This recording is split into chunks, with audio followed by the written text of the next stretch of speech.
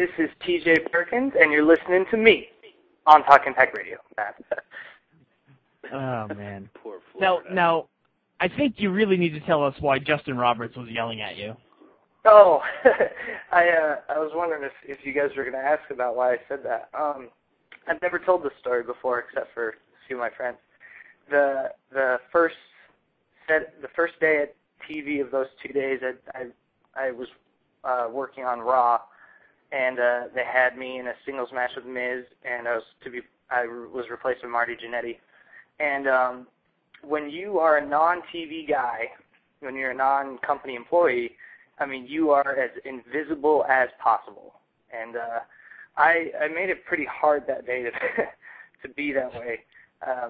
I didn't bring any plain gear. I brought really nice-looking stuff. So the seamstress actually made me brand new gear so that I would look more plain, which I'm sure was a hassle for them.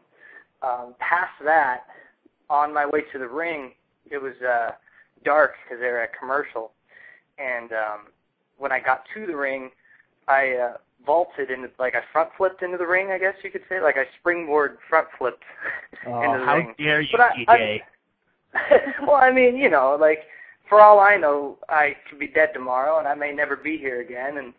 And as much as I tried not to have to work that day, which I did, because, you know, you can only go and be a scrub at TV so many times before you feel like that's all you'll ever do. So that particular day, I just said, screw it, and I got to the ring, and I said, I may never be here again.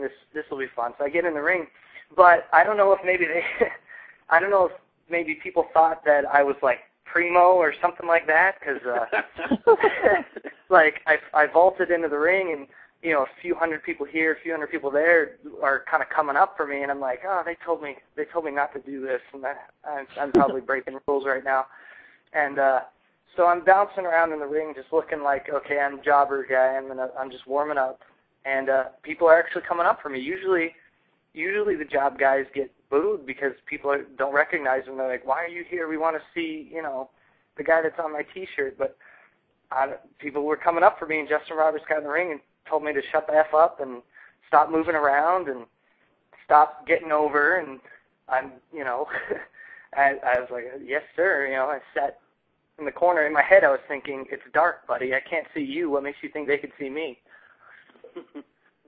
I just think it's funny that of all the people in the company that could yell at you, it was Justin Roberts, random ring announcer guy.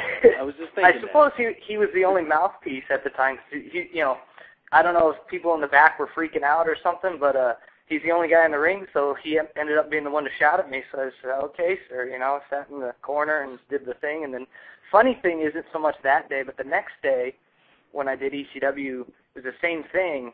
I had a dark entrance during commercial. The referee held my hand like we were dating and wouldn't let it go. And they didn't let me in the ring when I got down there. They made me stand next to the announcer's table. So I'm standing next to the announcer's table, next to Matt Stryker, who's an old friend from before. And we're talking. I just think it's hilarious that they, I don't know if it's because they thought I was going to do the same thing, but they wouldn't let me touch the ring until it was time to go. So lights came up. And then they said, all right, you can get in the ring now. I got in the ring, and it's like the bell rang as soon as I got in. That'll teach you your lesson, TJ. No bouncing in the ring for you. Yeah. Some kid in the front row, too, when I had to sit out there, he asked me who I was, and the referee was trying to play it cool because he was a new referee. He's a new referee, too, so he was like, you don't need to know that, and you'll see when the match starts. And I told the kid I was Matt Fidel. So